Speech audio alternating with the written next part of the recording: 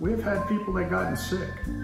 The NASA Kennedy launch team has persevered through a global pandemic to get a Mars rover named Perseverance to the launch pad on time. But yeah, Perseverance, what a perfect name. The cloud of doubt the virus cast over the Mars mission and how NASA overcame it. Next on the Rocket Ranch. EGS Program Chief Engineer, verifying no constraints to launch. 3, 2, 1, and liftoff. Welcome to space. The Mars rover Perseverance came to the Kennedy Space Center from JPL in California in mid-February, just before it was confirmed COVID-19 was starting to spread in the United States. NASA's Launch Services Program Senior Launch Director, Omar Baez, is at the helm of a mission to launch the Perseverance to the Red Planet, and the current pandemic has made this already difficult and challenging task that much more daunting. Omar took some time from his hectic schedule to share his team's journey to launch Mars 2020. Hi everyone, I'm Daryl Nail, your host for today's Rocket Ranch, and we want to let the audience know first that due to the community spread of COVID-19 here in Florida, I'm here at my home and I'm speaking to Omar Baez of the Launch Services Program remotely. So it looks pretty spiffy there in your spot there, Omar. Is that a NASA studio? Where are you? Yes, so this is not a NASA studio. This is actually my dining room. I've put, you know, some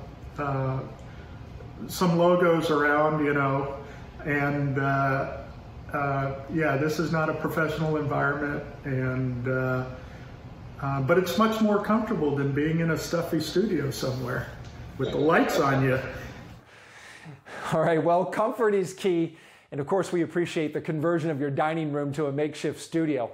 I want to ask you first, how excited were you when you saw that you were going to be the launch manager in charge of sending the Perseverance rover on its way to Mars?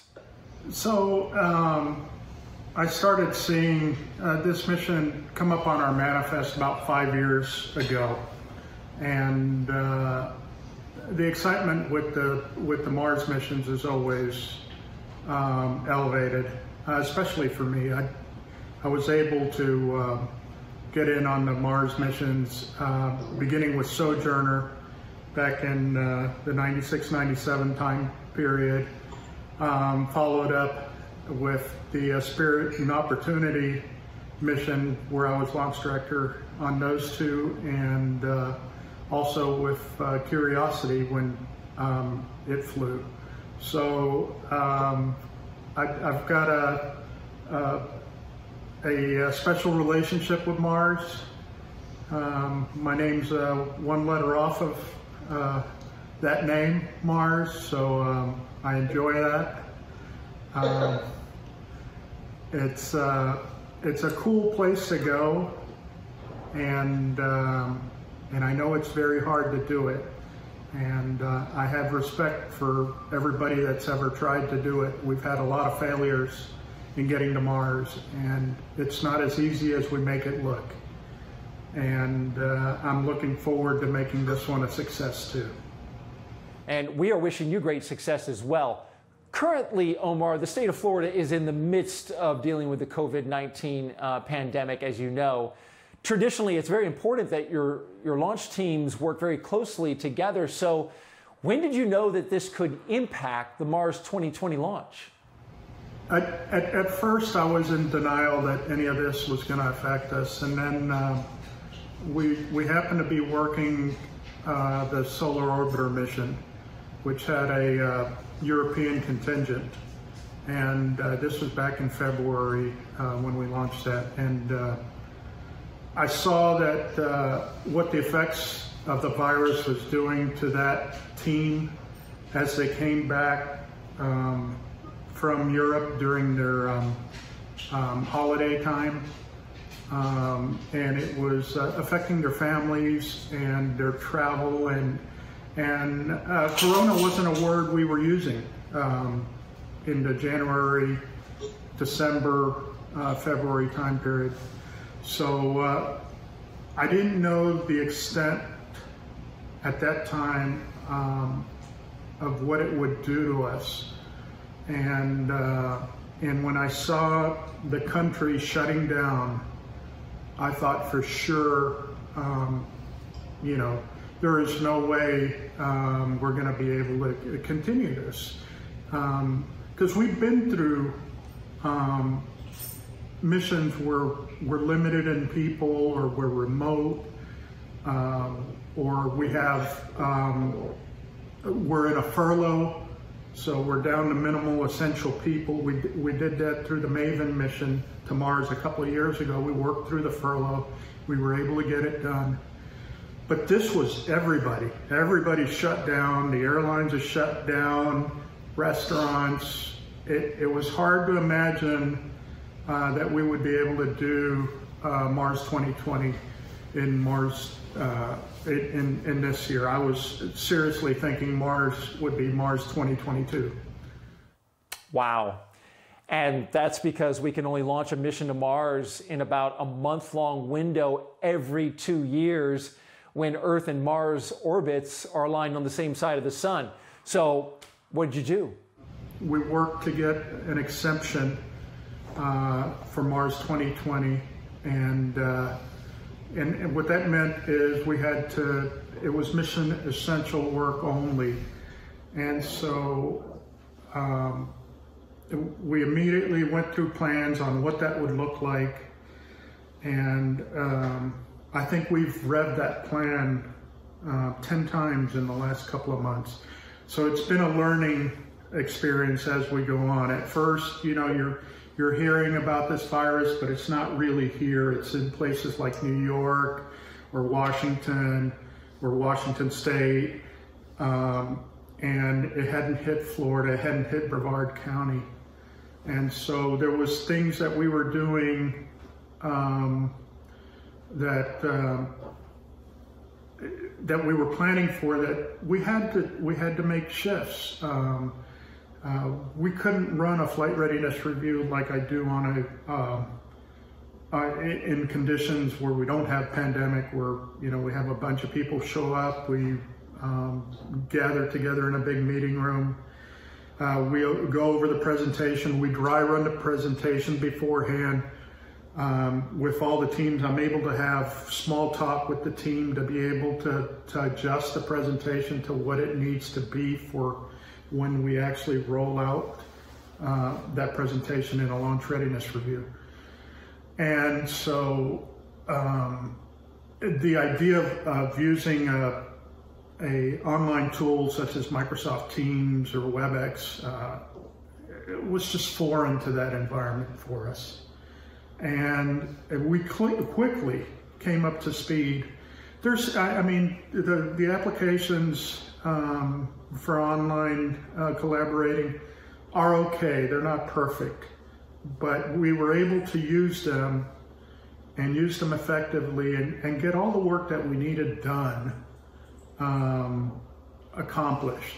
Now, can I say that I took the opportunity to train a bunch of new people?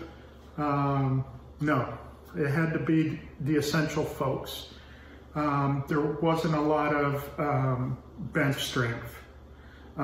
If some of the people, and this is going further on, we learned from other programs as to how they would staff their control rooms and so forth. And we took a lot from the DM2 mission and their rehearsals as to how we apply that to our work in Hangar AE, or the way the review process or the reviews end up taking place. And so putting that package together, where I normally would have a team of folks that I could get in a room, we'd all decide how everything goes, where we put everything.